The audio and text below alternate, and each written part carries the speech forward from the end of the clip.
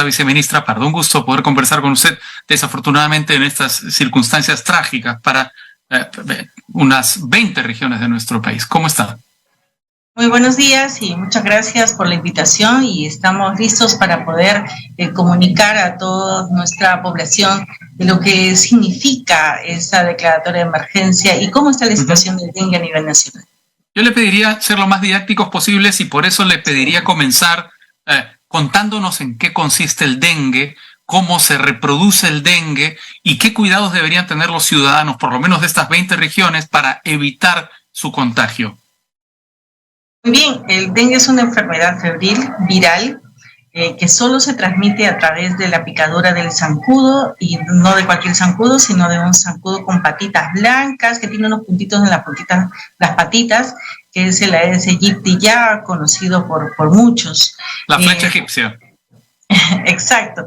Y este zancudo pica a una persona enferma con el virus del dengue y luego pica a una persona sana, y es la única posibilidad de transmitir esta enfermedad. No se transmite por la tos, no se transmite tampoco por un apretón de manos, no, solamente necesitamos a este zancudo.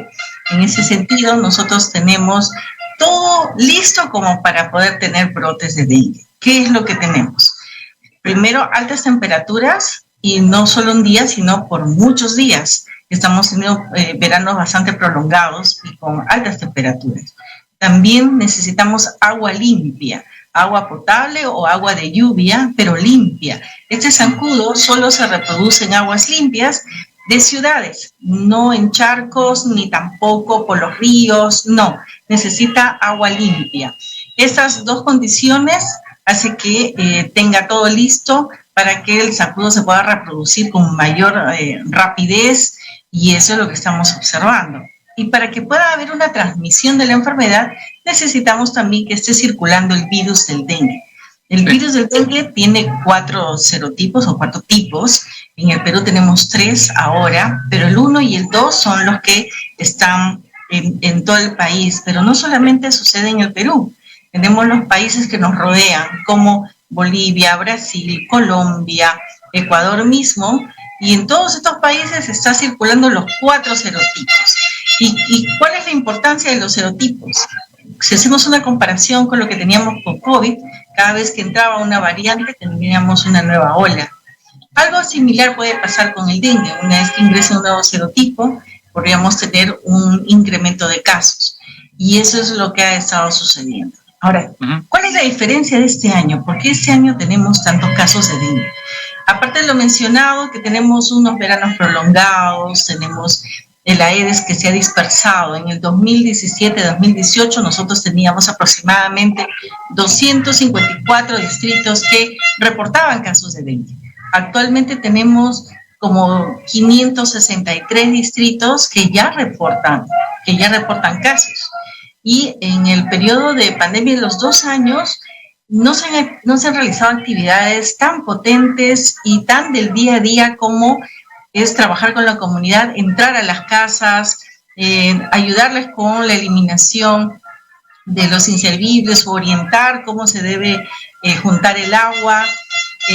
Esas actividades no se hicieron durante 2 años. Y eso ha permitido que el zancudo, en este caso, se pueda dispersar con mayor rapidez. Otro de los motivos también que este año lo hace un año más complicado para tener casos de dengue es la cantidad de ciudades o urbanizaciones, asentamientos humanos que no cuentan con agua potable fluida durante todo el día. Sí, no, el problema es el agua potable que está emposada, eso en primer lugar, ¿verdad?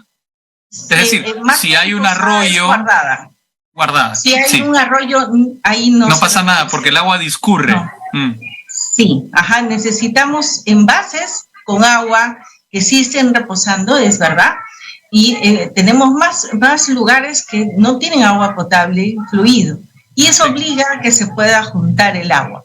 Todos nuestros envases se convierten en potenciales criaderos. Incluso los tanques aéreos, los tanques elevados. Si el tanque elevado está en un segundo piso, incluso hasta máximo un tercer piso, podría ser siempre y cuando no tenga tapa. Claro, lógico, si está abierto. Tapado, no es un criadero, pero si está destapado, sí es un potencial criadero. Ahora, imaginémonos que una persona, digamos, vive en una de estas regiones, ¿a qué debe estar atento?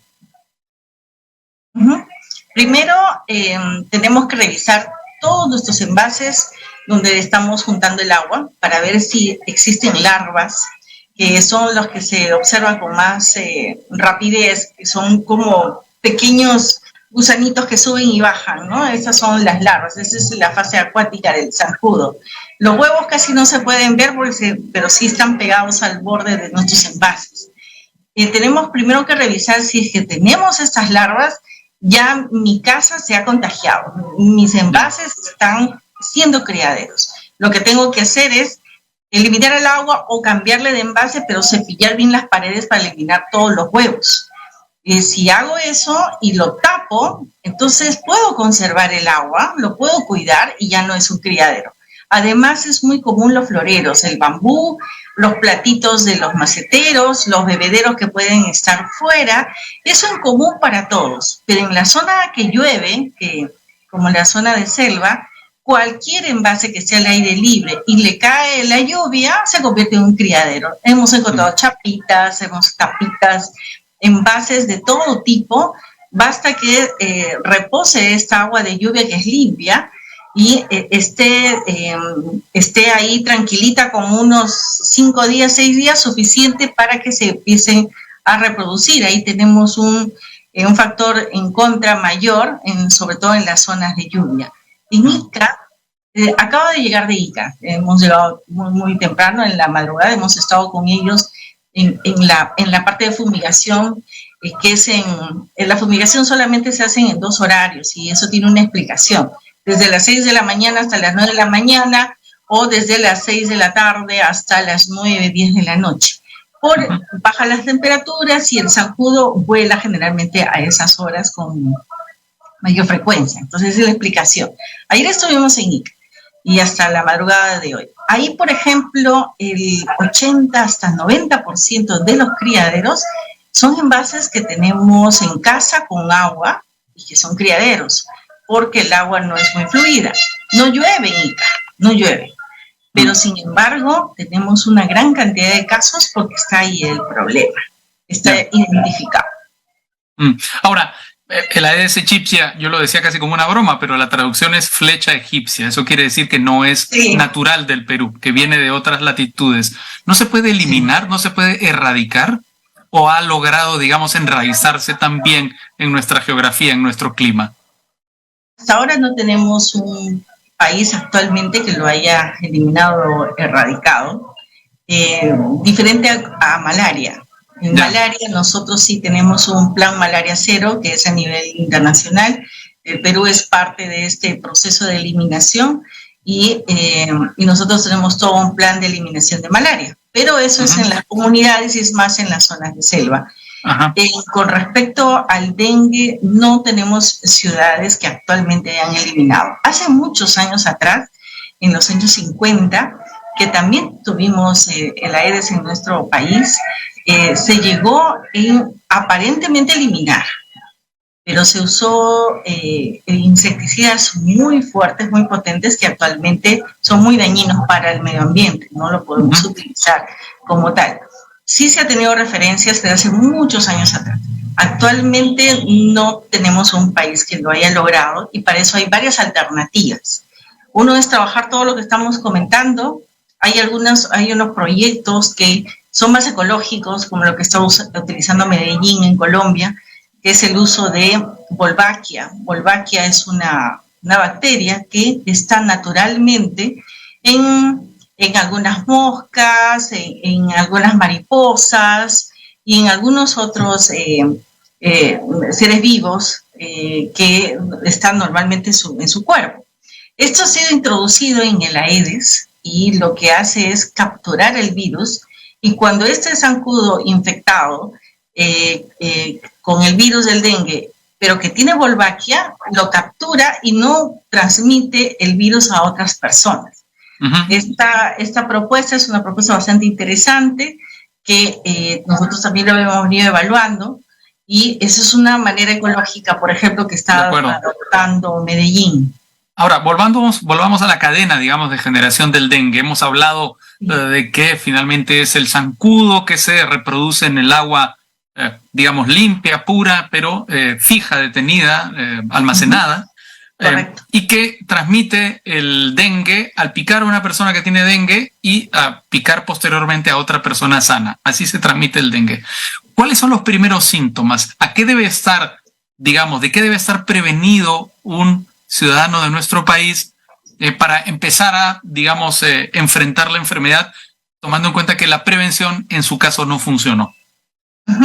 Ok, nosotros tenemos ciertos periodos del año para algunas regiones, como por ejemplo en la zona de la costa especialmente, en la cual en el periodo de verano se incrementan los casos. En la selva peruana podemos tener casos todo el año, pero con muy pocos casos, pero también en el periodo de incremento de lluvias también tenemos un incremento de casos.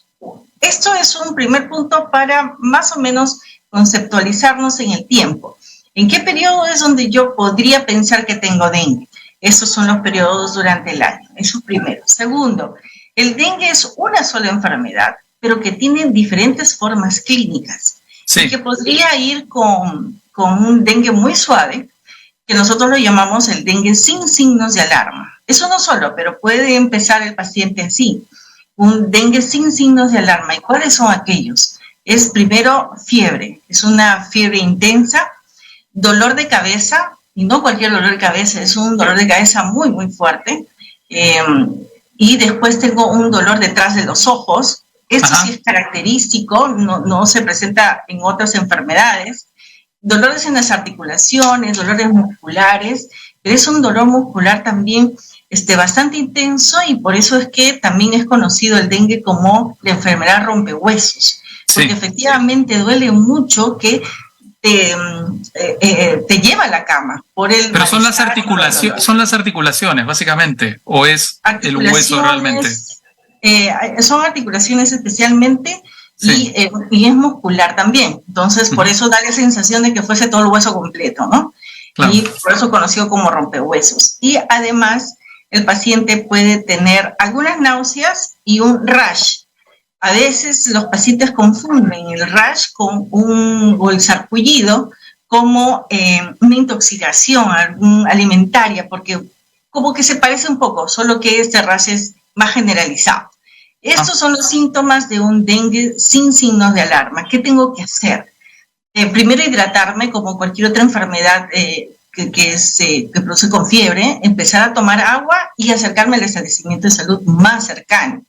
En todos nuestros establecimientos en estos periodos hemos colocado una unidad de febril, que quiere decir que si yo llego a un establecimiento de salud, pueden haber muchas patologías al llegar, pero hay una unidad que es solo para pacientes con fiebre, para poder agilizar la atención, porque la oportunidad es importantísimo para el dengue. O sea, no dejar que la enfermedad evolucione, sino cortarla rápidamente. Exacto. Y de ahí pasamos a otra fase de la enfermedad. Sigue siendo la misma, pero es muy dinámica. Más o menos al quinto día, sexto día, aproximadamente, ya cuando baja la fiebre incluso, puedo tener otros síntomas, pero que sí son de gravedad, o que estamos diciendo que el paciente se está empeorando. ¿Y cuáles son ellos? Generalmente casi no hay fiebre o no hay fiebre, y el paciente empieza a tener sangrado por las encías, sangrado por la nariz, que es lo más común. El paciente empieza a tener dolor abdominal, y es un dolor abdominal fijo, sostenido, y empieza a tener decaimiento, náuseas o vómitos, y el paciente empieza a tener somnolencia. Esos son los síntomas y los signos de alarma, y es súper urgente llevar a nuestro paciente de frente ya al hospital, porque necesita una hidratación endovenosa y los demás cuidados que tenemos que tener con el dengue. Ahora, estuve viendo información de Argentina que dice haber comprado un lote de vacunas contra el dengue. ¿Eso existe? ¿Eso va a llegar al Perú? Nosotros durante todos estos últimos años han habido algunos intentos de tener una buena vacuna. No se ha tenido muy buenos resultados hasta que están saliendo unas nuevas en las cuales tienen resultados mejores. Sí, tenemos conocimiento. Esta vacuna está terminando o acaba de terminar ya la fase 4 del estudio. Estábamos siguiendo cuando estaba en fase 3, es algo que definitivamente tenemos que buscar todas las mejores alternativas para nuestra población. Claro. Esta vacuna todavía no está disponible en nuestro país y para poder adquirirlo incluso pasa por un tema de registro sanitario que lo hace el laboratorio y tienen que ser todos los laboratorios, tiene que ser totalmente abierto y buscar la mejor alternativa. Hemos conversado con nuestro comité consultivo y ya lo ha estado evaluando y por el momento no está lista para ser adquirida, pero definitivamente que siempre será una oportunidad y estamos evaluando ello. Lo que entiendo que Argentina hizo es que ya tienen el registro sanitario en su país. Uh-huh. Es el primer paso. Y si ya lo compró, no estoy segura si lo compró, hicimos la consulta hace como, no sé, 10 días más o menos y me parece que todavía no lo adquirían, pero sí, vamos a estar atentos también para esta evaluación de cómo va y por supuesto el Perú siempre estará buscando lo mejor para nuestra población. Frente a esta situación que es dramática, que es crítica, que ya ha causado algunas muertes, ¿cómo ha reaccionado el ministerio? Nosotros veíamos el año pasado, más o menos en agosto, septiembre, empezábamos a hacer nuestras proyecciones y con lo que ya se anunciaba el fenómeno del Niño y el incremento de lluvias, etcétera, con estas proyecciones nosotros en octubre iniciamos todas nuestras actividades para hacer frente al posible incremento de casos y que se dio. Hemos adelantado muchas actividades, por ejemplo, el lanzamiento de dengue siempre hacemos el 1 de noviembre o los últimos días de noviembre, nosotros lo hicimos el 1 de octubre, lo hicimos en Madre de Dios porque está trabajando bastante el tema del reciclaje, el tema de no tener envases sueltos para que no sean criaderos, entonces se inició ahí. Luego de ello, nosotros presentamos una propuesta para que sea incluido en el Congreso el presupuesto para dengue como una demanda adicional dentro de la ley de presupuesto por 60 millones, que incluía también una parte malaria. Y cuando se aprobó esta demanda adicional de presupuesto, nos aprobaron solo 20 y para hacer efecto nuestro propio presupuesto. Uh-huh. Malísima decisión porque nos perjudicó mucho. Ahora empezando el año, en febrero, se empezó a trabajar con las regiones para poderles darle un presupuesto de todas maneras, porque sabíamos que podía incrementarse. En ese sentido, sí, el Ministerio de Salud tomó del presupuesto nuestro, hicimos los pedidos y las solicitudes correspondientes legales para poder transferir 16 millones de soles a 13 regiones que en el mes de febrero, ojo, en el mes de febrero, eran 13 regiones las que estaban presentando un incremento de casos en 59 distritos. Ahora, viceministra, yo le hago esta pregunta porque hay casos dramáticos como el Hospital Santa Rosa en Piura, que está colapsado, que, digamos, sí, la información que recibimos por la noche era que los pacientes estaban yendo con sus propias sillas para poder sentarse y hacer cola en los exteriores del hospital. ¿Cómo está esa situación? ¿Se va a poder controlar en las próximas horas? Sí, nosotros esperemos que sí. Estuvimos en el Hospital Santa Rosa hace 2 días, me parece, y no era la primera vez. Siempre tenemos equipos que nos estamos renovando para poder ser parte del trabajo con la región.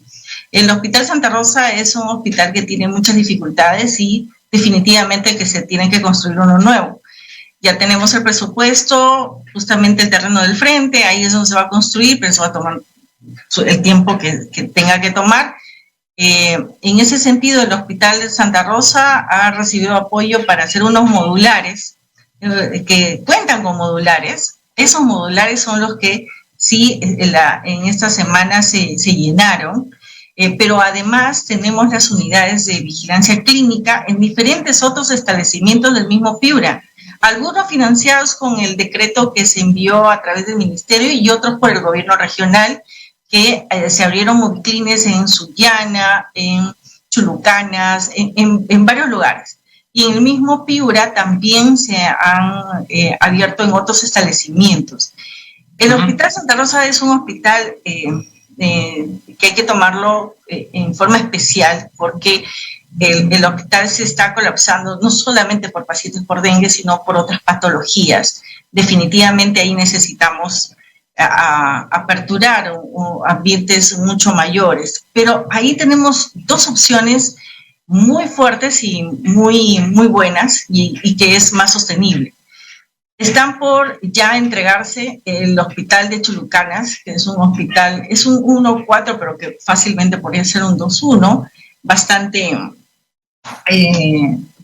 moderno, y ya está listo para ser entregado. Estamos viendo que en un mes se tiene que entregar tanto el de Chulucanas como también el Centro de Salud Castilla, la cual también lo visitamos, moderno, realmente es muy buenos establecimientos. Y ayudará a descongestionar, seguramente. Va a aliviar y descongestionar al Hospital Santa Rosa, que el Hospital Santa Rosa sí nos va a tomar mucho más tiempo en solucionarlo, junto con el gobierno regional, pero estos dos establecimientos es una alternativa ahora, inmediata. Un mes que seguro que va a ser menos, y solamente ya faltan ciertos documentos para entrega y estaríamos enviando a los pacientes a estos dos establecimientos, porque el personal de salud sí existe, entonces solamente sería la gestión. Viceministra, una última pregunta. Me parece, revisado de manera bastante completa la situación a pesar de lo apretado del tiempo. Nos quedan 2 minutos. Yo quería que nos diera las cifras actualizadas del dengue, de los casos. ¿Cómo está la situación? Nosotros tenemos hasta el día de ayer 69.534 casos de dengue a nivel nacional, de los cuales el 92% son dengue sin signos de alarma.